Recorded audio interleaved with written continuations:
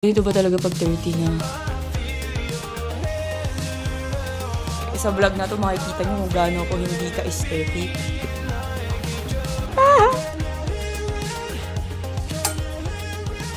Nakakahiyang extrovert. Tsaka ano pa ba lulutuin this week?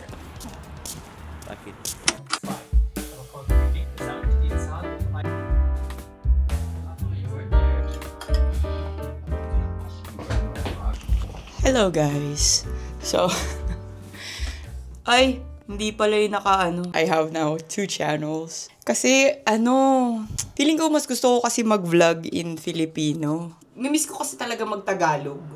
Tapos yung ate ko naman, since nagtatrabaho siya, hindi ko siya lagi matawagan. Tapos yung favorite ko na kasama namin sa bahay, kasi siya lang naman.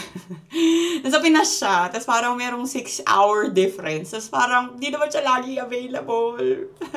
Yung mga friends ko naman sa US, 6 hours behind sila. Parang, ang weird naman na i-message ko ng pearl, tapos parang kakagising pa lang nila, tapos yung iba tulog pa. Since nagtatrabaho na ako ngayon as a physical therapist, lagi ako nag-German. Gusto ko lang talaga minsan mag-brain dump na komportable ako.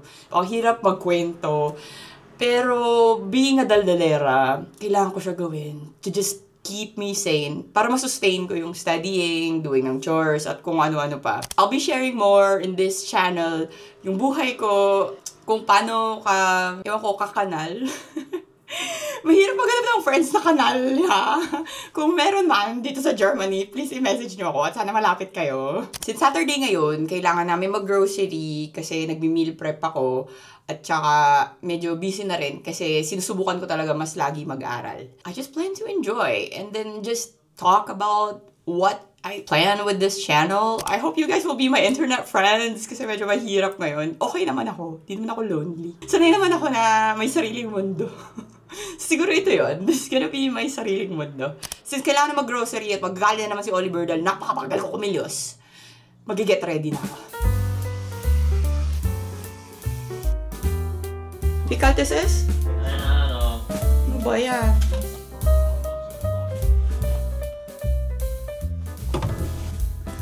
Dami ko talagang baby hair. Hindi ko alam. Hindi bagay sa akin yung, ano nyo yun, nakikita sa TikTok, yung mga clean girl eme. Hindi bagay sa akin yun. Tapos paano may keep place na ganun? Diyos ko Lord. Yung look ko lagi, bruha look. Ngarag look, ganun. Bus na to. Kailangan ko na pala bumorder na to. Hi! Ayan naman siya. Galit na naman siya kasi napakabagal ko.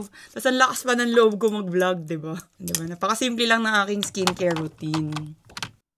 Sobrang sarap mag-Tagalog. Nahihirapan ako na puro English lang, puro German lang.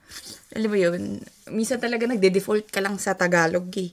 Or kapag sobrang pagod ka na sa work, yun na lang talaga yung gusto mong gawin na parang ay, siguro na-experience ko yun kahapon kasi sobrang, ewan ko ba, like, nag-effort talaga ako this week na ayusin yung German ko. Monday, okay siya. Tuesday, okay pa din, carry pa din. Wednesday, parang dama ko na yung bigat ng ulo ko.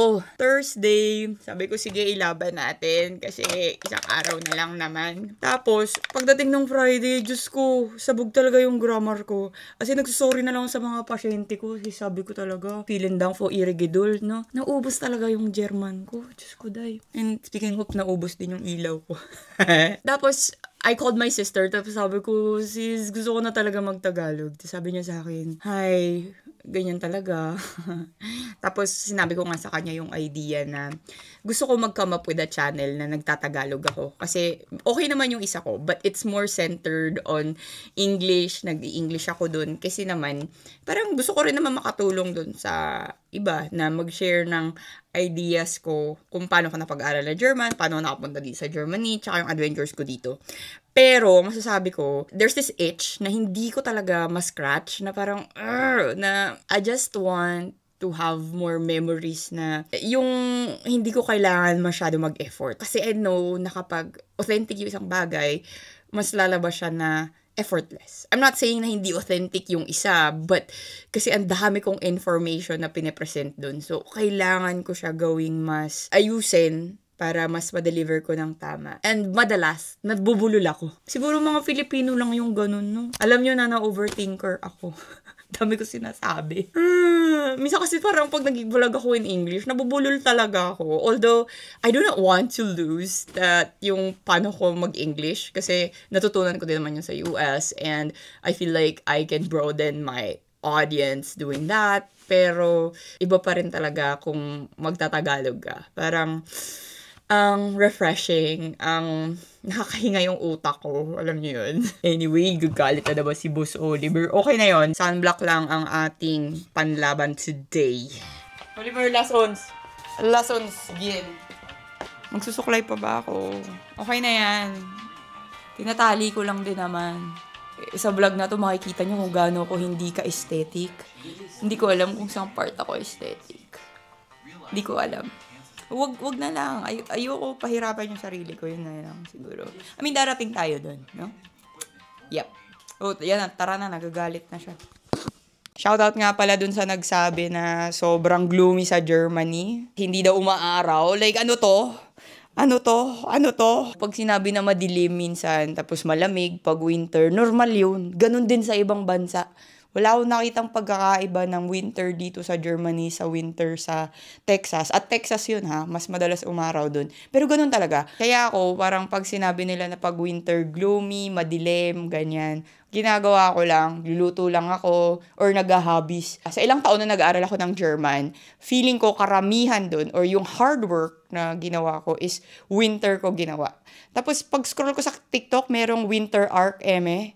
Tapos parang ako, oh my God, I wasn't consciously doing winter arcs for several years. I did not know. But anyway, gusto ko talaga winter malamig. Ayoko ng summer. I'm dreading yung summer dito. So ito na, magsasapatos na po. Magsapatos po.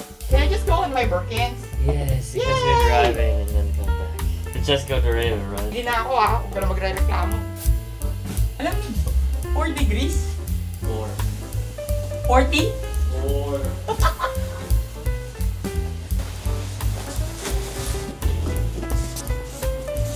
Wait lang. Ang sarap. Very warm today. Really? 4 degrees. Warm na yun. Ayaw niya kasi magpakita sa video. Shy type daw siya. Di, very introvert siya. Ako talaga yung nakakahiyang extrovert. Pero tinotolerate niya naman ako. Tsaka, I'm just so happy na nakakapag-Tagalog ako. So, feeling ko, parang sa kanya, relief yun. Kasi, minsan, hirap na ako magsabi. Puro ano na lang nasasabi ko, you know. Pretty! Sobrang spring vibes. I can't wait for spring. Favorite ko yung spring, kahit ina-allergy lang ako dun. Pero yung pinaka-ayoko talaga, summer. Mas pipiliin ko pa yung napakahaba at napakadilim na winter kaysa summer. Pero, alam ko, karamihan, mas gusto nila ay summer. Yun. Medyo di talaga productive pag summer. Eh, sabihin nyo, ako lang ba to? Or alien lang talaga ba ako? Or, I don't know. I forgot my lip gloss. You die. So, yun na. Mamatay na. Katapusan ko na.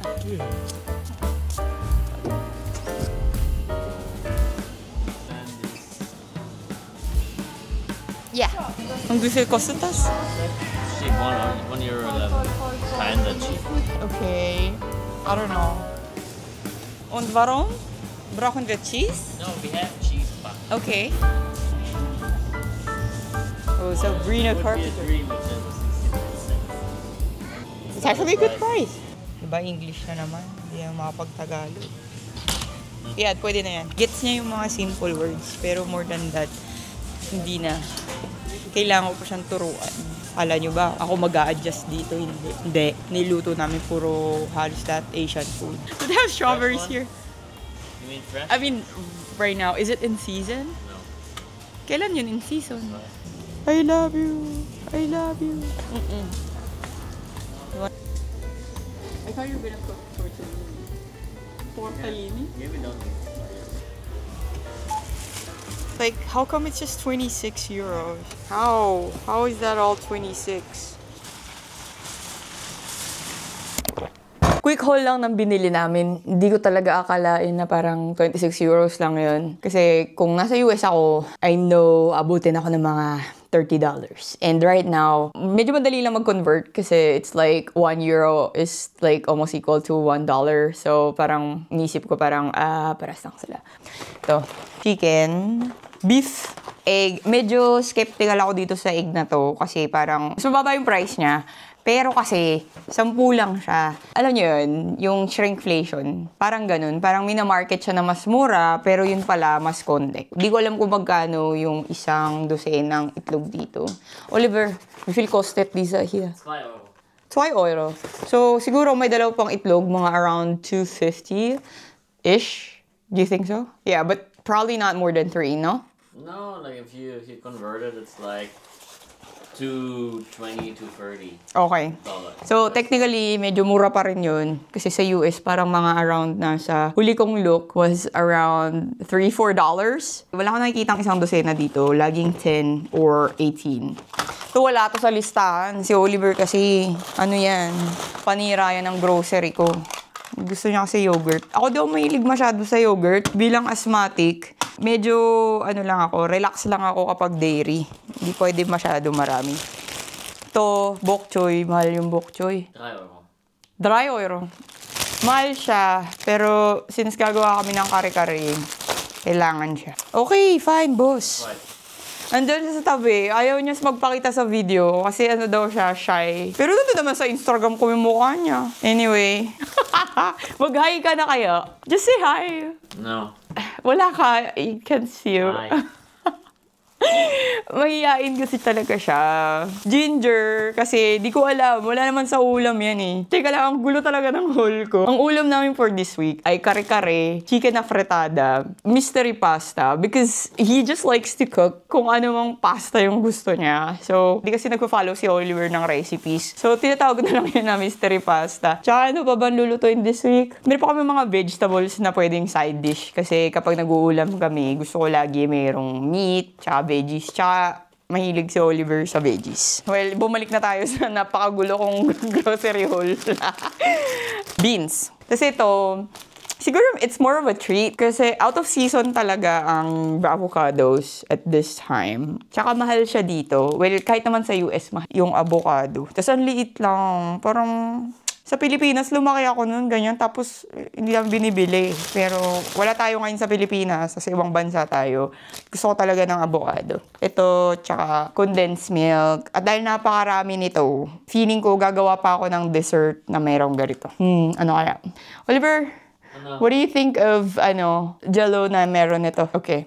So, tsaka gelatin siguro. Tapos, di ko pa alam. Ang dami kasing magagawa dito eh. Siguro kung bibili ulit kami ng fruit, siguro melon. Pag bumibili kasi ako, gusto ko ma-use up lahat. Yun na nga, for example, kung ito bibilhin ko, kailangan magamit ko siya, maubos ko siya para hindi ako nasasayangan. Tapos, ginger. Ito lang yung haul namin for the week. We try to plan mga 3 ulam for like start of the week. And then magugulat na lang kami kasi hindi namin nauubos until Thursday. Pero minsan, Wednesday, kailangan ko na ulit magluto. That's my haul, my first haul. Sana gumaling ako dito in the future. Kasi ako chaotic ko talaga. Well, ito naman talaga yung purpose ng new channel ko is just to show kung gano'n ka-chaotic na tao. I just really wanna have fun posting. Yun lang. Kailangan na mag-ayos. Gagalit na si, galit si boss. Yan yata talaga yung real girlfriend mo, no? Jowa ba kayo? Magjowa ba kayo? May jowa, yeah. Mimi! Cute naman ang Mimi! Lambot! Pwede ba siyang gawing carpet? We're pullover, we're a sweatshirt, a vest, and now a jacket. Alis na si Oliver. Pero napapaisip ako, ganito ba talaga pag 30 na? May uba na ako. Oliver, siya white hair na. Ano sa utak ko, minsan 12 lang ako. Or 16. Minsan 21 pag nagbabudget. Hindi ko pa rin matanggap. Since nakalisa si Oliver, medyo mapag-relax na ako ng konti kasi ang gulo niya kasama kapag maglilinis. Since tapos ako mag-grocery, paggugas akong pinggan, tutupi ng damit, maglalaba, tsaka try ko mag-aral ng konti ng German in between. Yun. Kuratsa mode tayo this Saturday. But that's fine. Ganun talaga yung buhay eh. Kakain ka, hugas ng pinggan. Aalis ka, lalaba ka. Hindi talaga matatapos ang chores. So might as well i-romanticize na lang natin, di ba?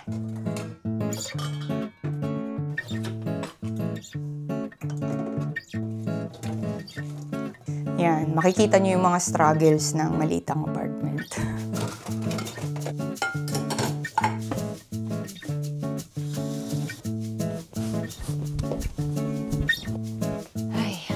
Finally, tapos na tayo maghugas ng pinggan. Ngayon naman, magtutupi lang, tapos konting chikahan. Grabe ang kalat ko pala talaga.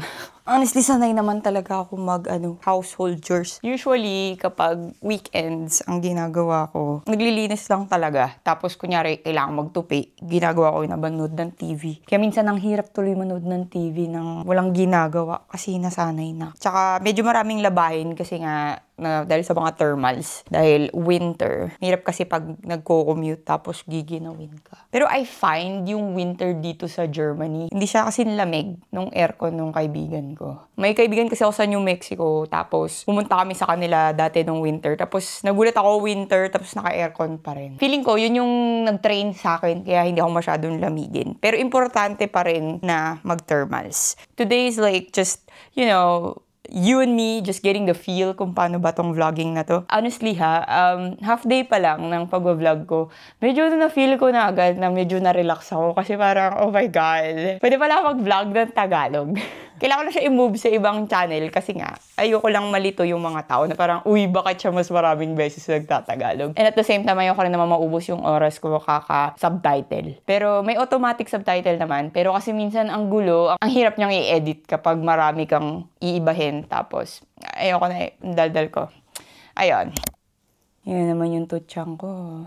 Diba? Ang cute niya. Hindi ko alam kung anong gagawin dyan. Niisip ko na lang anime ako. Yung may ganun-ganun sa buhok. So, pag weekend, ang ginagawa ko talaga, linis, ganyan. Kasi, medyo nadidistress din ako kapag naglilinis. Nagwalis na ako this morning, pero hindi ko na-videoan kasi parang bigla ko lang na-feel na, shit, nag-video pala ako dapat. Ayun, nagtutupi ako kasi after nito, maglalaba naman ako. Tapos, while that's happening, I'll try to squeeze in some study time. Gusto ko rin yung idea na nag-open ako ng mas relaxed na vlog like this. Kasi aside sa nakapag-Tagalog ako, I don't feel lagi ko lang dapat ipakita na nag-aaral ako. Kasi hindi talaga. Tsaka feeling ko itong vlog na to is like my pahinga sa lahat ng nangyayari. Because I can just be raw. Hindi ko kailangan i-present na in a more informative way and all that. Kasi minsan masarap lang may kausap and that's enough. Ayun.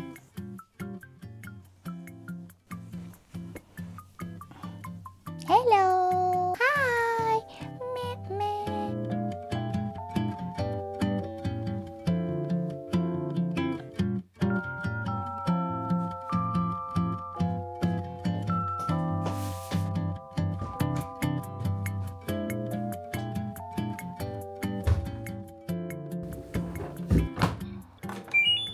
Habang naglalaba ako, I plan to do some studying. Kasi I'm on the 75 Hard Language Learning Edition sa TikTok. Wait lang, yung tubig ko.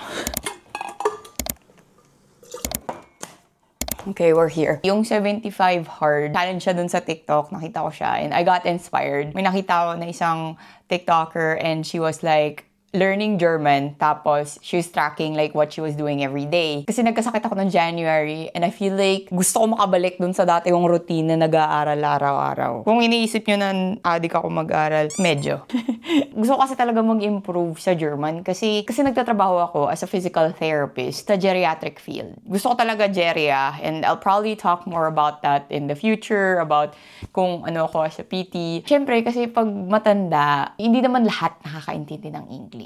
So, I feel like kung mag-aaral ako ng German talaga at maintindihan nila ako, mas nadali yung work ko. Although, ngayon, medyo mahirap siya kasi nag-aaral talaga ako araw-araw. Pero I just think of it na parang investment na, oo, ngayon, mag-aaral ako ng madami or for the last 7 years, I'm studying so hard. Pero, yung balik naman sa akin is yung gaan ng buhay ko and at the same time, na-enjoy ko dito. Like, ngayon, B2 level na ako. Kung may bibilhin ako or may kailangan tanungin, kailangan ko tumawag, kailangan ko magpa-doktor, hindi ako natatakot na parang, paano ba yun? Ano ba yung sinasabi? Hindi ko naiintindihan. Although, I'm not saying naman na naintindihan ko lahat 100%, pero nakukuha ko yung context niya. Siguro, kung i-rate ko, siguro mga 80% naintindihan ko talaga buong buo. Pero kapag Friday na, pagod na yung utak ko. So, isa rin yun sa mga ini-improve ko pa. Kaya, na-inspire talaga ako doon sa 75 hard challenge na nakita ko sa TikTok. And I realized I need to get back to my routine of studying. So, I'm gonna use that.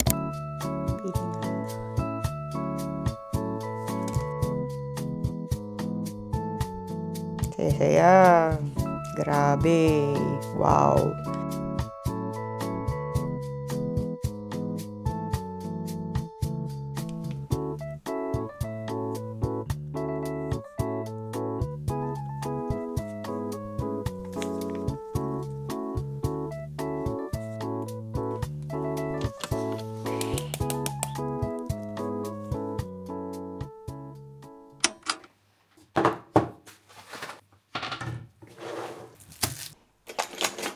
Ngayon, luluto naman tayo. Ang goal ko lang iluto to na turkey burger with mushroom and gravy. Tapos side dish na ginisang gulay. Actually, bukas magluluto ako ng kare-kare, afritada. Gusto ko sana i-try lutuin ngayon yung afritada. Kaso, di ko sure kung carry. Okay din naman magluto bukas. Feeling ko gagawin ko yun ng umaga. Since nakapaglinis na ako this morning. So, di na masyadong toxic. Siguro napansin nyo, parang ang liit ng apartment namin. Tatry ko siguro next time. Gagawa ko ng apartment tour. Na hindi naman sobrang, siguro mga lang yun, 1 minute lang. Or less. Maliit lang tong apartment na to eh. Hindi ko sure kung gaano kalaki. Basta maliit lang siya. Ang original plan kasi is lulipat si Oliver. Tapos, medyo hindi pa kami sure kung magsistay ako dito after matapos yung visa ko. Kasi I wanna still feel kung gusto ko ba dito sa Germany or mag-US kami. So, syempre, para medyo sigurista tayo, di wag muna lumipat. If kailangan lumipat, edi okay. May another tour tayo in the future. Pero ngayon, honestly, I can say, gusto ko yung size ng apartment kasi hindi ko kailangan mag-jogging from one room to another. Whereas, yung mga apartment ko nun sa US is malaki talaga sila, tapos medyo nakakapagod linisin. Tapos siguro, the best thing about this apartment, although very small siya, very compact, and I think it's just meant for one person to live here, is, anyway, okay siya kasi yung price niya. Siguro wala akong narinig na ganun na rent price sa US. Kasi nung umalis ako sa Texas, yung rent ko was around 1,500. Tapos yung rent ko namin dito is like 370 euros. Lahat na daw yun. Di rin ako mapaniwala. At yun yung price niya since 2016 nung lumipat dito yung jowa ko. Like, how is that possible? Mabait lang din siguro yung landlord niya. Sabi ko nga, dun sa jowa ko, kausapin niya yung landlord niya kasi baka pwede magdagdag ng storage kasi walang storage. Tapos medyo nahirapan na rin ako sa storage kasi nung bagong lipat ko dito, na-depress talaga ako kasi dami kong gamit. Tapos parang wala masyadong lalagayan. Lalagayan. Kasi wala masyadong lagayan. Parang I spent a lot of my week organizing, reorganizing, and again, inorganize ko pa ulit yung lahat ng gamit. Ang hirap nung time na yun. Pero ngayon, since medyo naka-adjust na ako, na-realize ko, parang naging sobrang materialistic pala ako nung lumipat ako sa Amerika. Wala lang, kasi sobrang convenient talaga. Hindi ko naman dinidemonize at sinasabi na masama yung Amerika. Okay dun. As in, kung masipag ka, mag-flourish ka talaga dun. Pero, sa tingin ko, if you want to live as a normal human being, mag-Europe ka. Kasi dito, makapagpahinga ka, masarang bakasyon, tsaka nare-realize mo na may mga bagay na hindi nabibili yung pera. Nung lumipat ako dito, yes, ang liit ng apartment namin. Pero ang na-realize ko, I have more time kasi sobrang less yung lilinisin, tapos hindi rin ako mapagod from one room to another, tapos hindi mataas kumain ng kuryente. So, okay siya. Tsaka, at least while getting to know each other more, kasi since LDR kami ng jowa ko for 8 years, ang hirap mong aralin yung dynamics namin sa isa't isa. Nag-adjust kami dun. Madrama siya and all. Like, Girls, you guys know this. Medyo mahirap mag-adjust sa umpisa. Pero ngayon, medyo mas okay na kami. Parang naintindihan na namin na, ito pala yung boundary niya. Ayaw niyo pala ng ganito, ganyan. So, ngayon okay na kami. And having like a small apartment, like, brings us like closer to each other. Kasi sobrang close na nga minsan. Kasi sobrang late talaga ng apartment. Pero of course, another factor kaya kami nagstay dito is since half day lang yung work ko, hindi ko rin makuha yung full na sahod ko. Although yung rent namin dito is mababa and I feel like dun sa income ng jowa ko, kaya namin ng medyo mas malaking apartment. We just realized na mas practical kung dito muna. At least makaipon pa ako para pang travel and to buy more gear. Hindi naman ako bibili ng camera gear, siguro. While getting to know each other, parang mas practical siya na magstay muna kami dito para at least alam na namin kung paano kami tumira na magkasama. At the same time, kung magbago yung isip namin na, sa US na lang pala, hindi masyadong marami yung nagastos. Ayun. Yun nga lang ang downside, hindi ako masyadong makapag-decorate or pwede naman. Kaso, pinipigilan lang namin dahil, ayun nga, parang mag-re-evaluate kami kung mag-extend ako dito or not.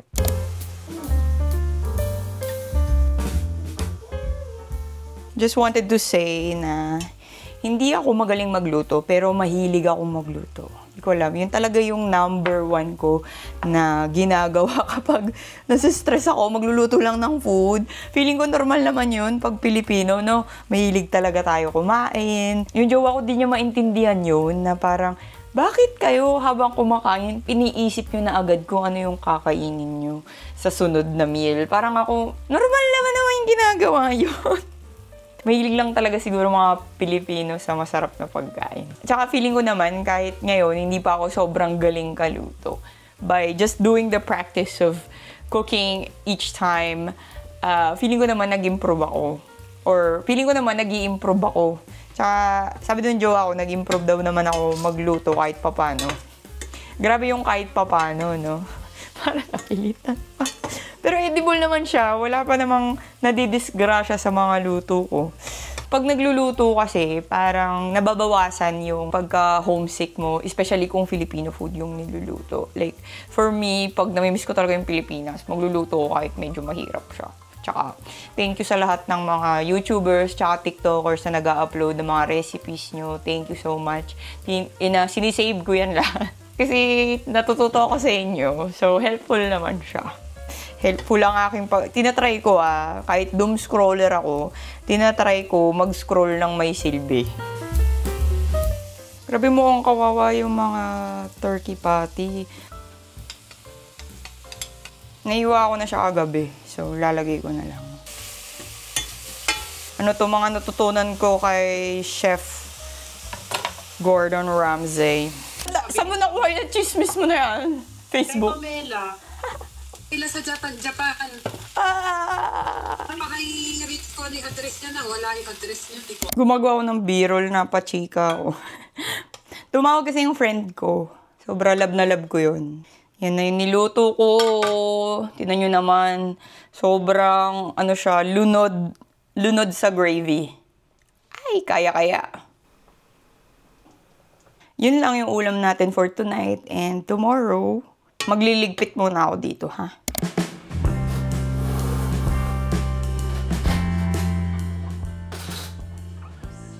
Umaga, kumain ka na ba? Alis sa'yo ang aking hini. Oh, baby, baby, baby.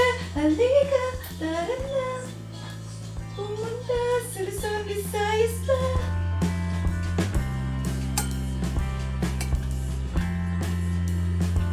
Ikayas na yan! Busy ka ba? Kumakain lang din ako eh. Hindi, babe. Ako. Oh, miss kita rin, Shell! Oh my God! Hindi ako, baby. Kasi binibilang ko kasi nasa Texas pala ako dun. Ihirapan niya ako eh. Okay. Ngayon medyo... Naano na ako ni Toby eh. Sinabi niya, hindi, Frances, huwag ka mag-negative talk. Ano yan? Nag-grocery na naman siya. Sira na naman yung budget. What else did you bring? What's this? Pretzel. Why? For For free. For free? Oh my Yeah, God. Oh! leftovers. Oh my God! Okay. Ang saya naman. I just spent most of my evening talking to my friends. Na-miss ko talaga. I don't know, miss ko sila. Pero part ng reason kaya nagawa ko tong channel na to is because I want na in the future when I visit them, magwa-vlog ako with them. Siguro yun yung isa sa mga dahilan bakit nasa-survive ko to. Na okay lang sa akin kahit saan tumira as long as I can get to still communicate with my friends and mabisita sila. Kasi kahit naman nasa US, hindi naman kami lagi nagkikita. Yes, it will be, kung nasa US ako, mas madalas kami magkita. And then now that I'm here in Germany, hindi siya magiging ganun na kadalas.